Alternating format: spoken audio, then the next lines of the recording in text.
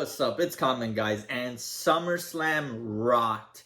The battle for Dominik's soul was decided, and surprisingly, it was no trickery. This was Dominik's doing, and all I could think about, all I can hear are those three magic words. I lie, I cheat, and I steal. Eddie Guerrero's son has come to WWE. The ultimate heel, even higher than Roman Reigns himself, has been born. So with that being said, let's go through the whole SummerSlam. Some mega surprises are in store for us. So here we go. WWE did not waste any time. They started off with the match that we all wanted to see. Liv versus Rhea for the title with Dominik by her side. It starts off amazing with Liv Morgan basically selling everything Rhea is throwing at her because Rhea is physically stronger than Liv. And it gets to the point that Rhea starts tormenting and taunting Liv Morgan. Has to witness Rhea just kissing Dominik, kind of saying, yes, he chose me, and Liv, you know, is in heartbreak because of that choice. The dynamic of the match does eventually change when Rhea dislocates her shoulder, allowing for Liv to change the momentum and get some good moves on Rhea. But Rhea Ripley actually starts to try to fix her shoulder and succeeds. With Rhea Ripley back at semi-full strength, Liv knows she is done, so she does the ultimate thing by grabbing a chair to try to finish and disqualify this match. If she disqualifies, she still retains the title. But Rhea, you know, is ready for anything, and she's able to disarm Liv easily, leaving the chair at the center of the ring, where Rhea grabs the chair and is about to unload, finishing off Liv, because at this point, it's not about the title, it's about revenge. Dominik grabs the chair and says to Rhea, this is not the way, we must do this right, you must get the title back. Rhea just lets Dominik grab the chair, kind of conceding to the fact that Dominik is correct. But the son of Eddie Guerrero does something different with the chair, throwing it back into the ring, causing the ref distraction, allowing for Liv to take control of the match and spike Rhea with the chair. Rhea not understanding what just happened, Dominik proceeds to make out with Liv Morgan, celebrating her victory.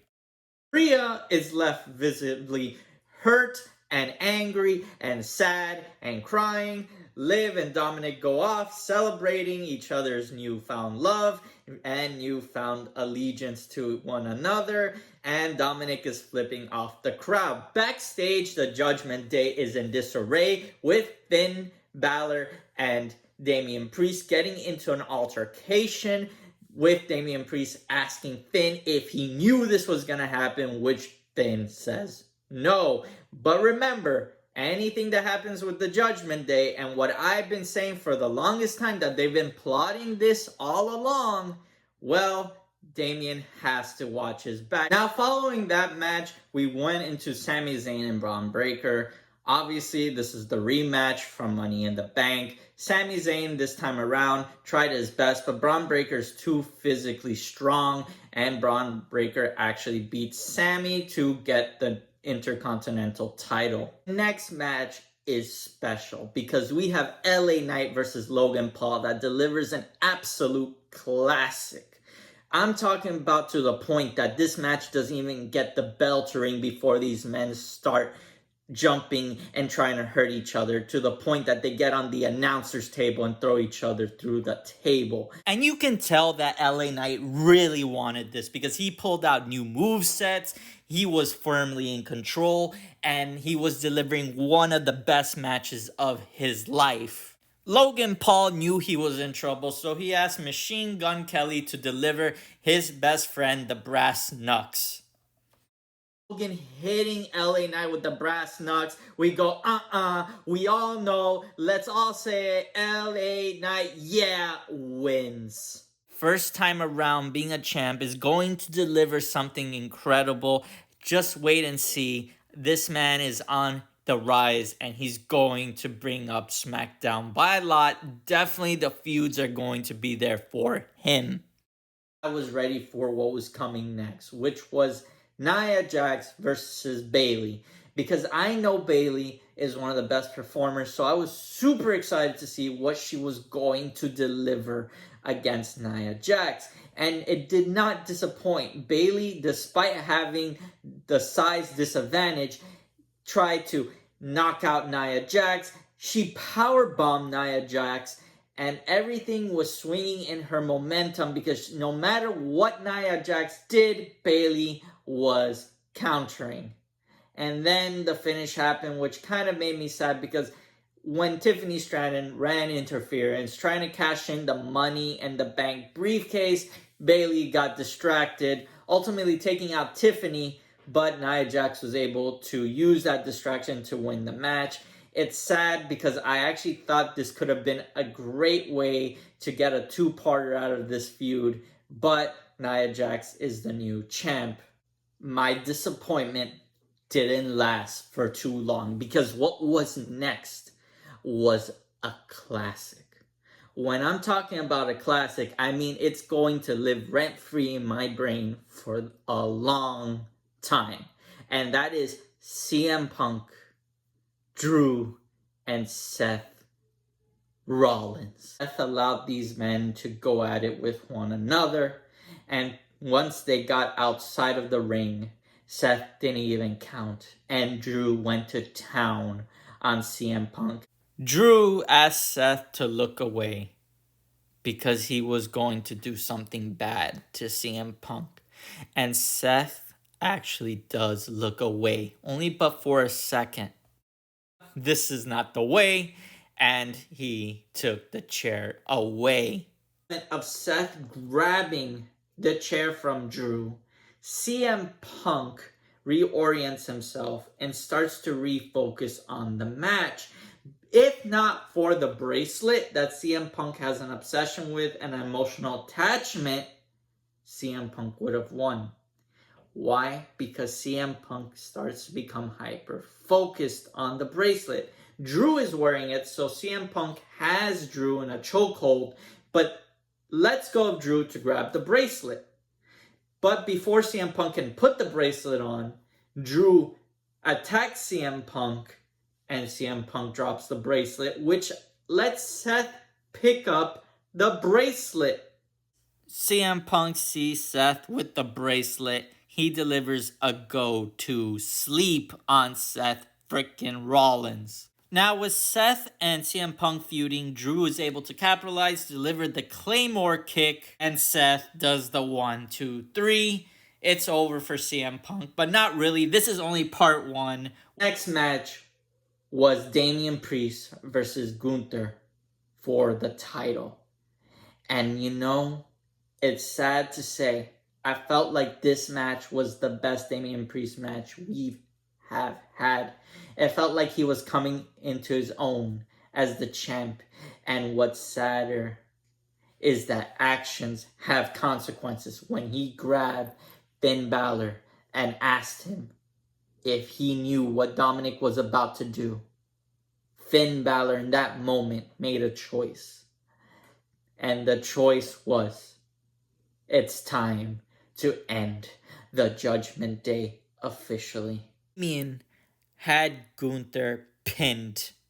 Finn Balor grabs Gunther's leg and puts it on the rope, ending the count. Damian Priest grabs Finn Balor, asking him why. Gunther capitalized, put him in a chokehold, and put him to sleep. It was over for the Judgment Day. The Judgment Day is done. Last match of the night was Solo versus Cody Rhodes for the title Bloodline Rules match. I was a little bit sad that this was the last match of the night because I'm not the biggest fan of Solo or his wrestling style. I think he's still coming into his own, and to have him in such a high spot after such classic matches had me a little bit worried. But Cody Rhodes is a professional, and Cody Rhodes carried the match. And they played ultimately to Solo's strengths, which is his big brutish attacks, damaging Cody Rhodes more so than usually others. It wasn't that fast-paced because Solo can't be fast-paced. He hasn't done that yet. But for what it was and for the story it was telling, it worked. Solo is supposed to be a brute, so every time he hits Cody, it's supposed to hurt him more than usual.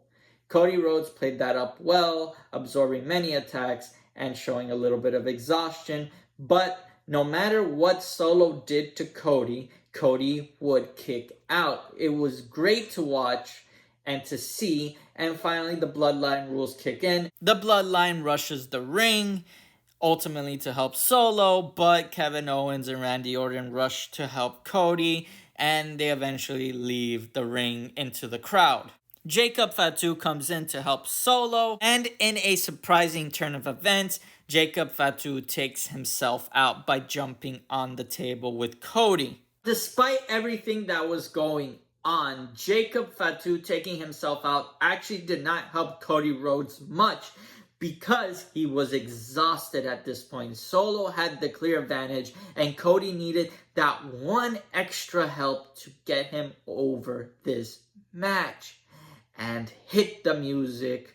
The savior, the original tribal chief has come. Paul Heyman's tribal chief is back. The original tribal chief is back. Roman Reigns. I am so glad to hear his music play. And Reigns wastes no time spearing Solo Sikoa. Cody's in utter shock about what has just transpired. Not sure whether Roman's going to attack him or help him. But it's clear Roman is not there for Cody. Roman is there to lay the law. Cody Rhodes retains. But Roman is back. Roman is not here to be the babyface or the heel. He's here to take down the Bloodline because the disrespect Solo has been doing for the past few weeks is just too much. Solo's left screaming at the side of the ring at Roman, but Roman does not care. The tribal chief is back. And that is how SummerSlam ends. Let me know in the comments down below what you thought of this pay-per-view. Let me know what your favorite match was in the comments down below. As always, like and subscribe, and see you on the next one.